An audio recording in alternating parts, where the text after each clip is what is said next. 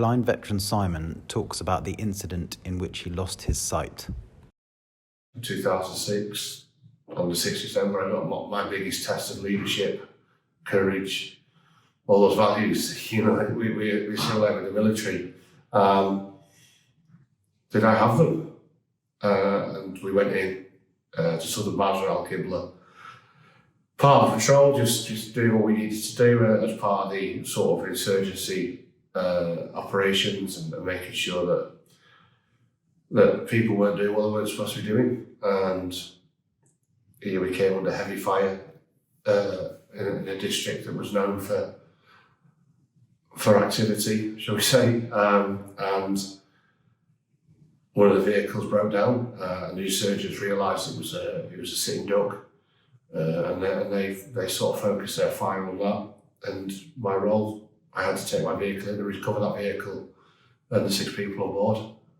So we did that, but we did that successfully. I didn't even realise how much danger we were in. I was so focused on getting the job done, I didn't really pay attention to the amount of fire we were coming under. I could hear it going off, but it didn't really dawn on me how close it was. And then we got the actual hard part of the job done, really. I climbed on the vehicle, jumped to the commander's hatch, told the driver, let's get out of here. Unfortunately, I couldn't see for all the dust that had kicked up. So I had to put my hand out the turret, which seems like a silly thing to do, but when that's your only option, you've got to do what your only option is. And you're clear, just drive straight. And that's when I felt the impact. The bullet went in my left cheek, come out my right cheek. That doesn't rank very highly on my favourite Wednesdays. But from that point, things kind of went in my favour. The bullet didn't knock me out, which had massive influence on my survival.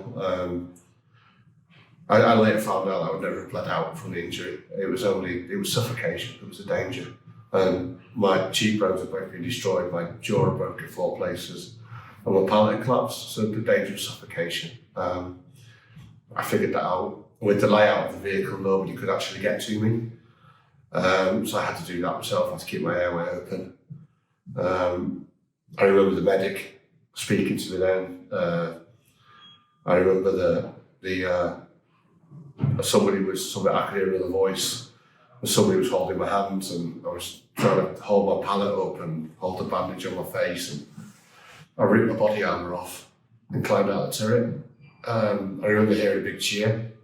And later on I understood that was because they thought I was dead. I felt people grabbing my arms and putting stuff in, and all of a sudden the world faded away. And that was the start of the coma. And I found out later on as well that, for about 2 or 3 days, a lot of my friends thought I were dead because the report wasn't accurate. They didn't know whether I'd survived or not. So, a lot of people thought I'd passed away that day. And obviously, when the reports came through that I was back in the UK in a coma, receiving treatment, critical. But, high chance of survival. The only thing was nobody knew whether or not there'd been any cranial damage, so there wasn't any knowledge of the brain damage. And I think that was probably the hardest thing for my parents was they didn't know who was going to wake up.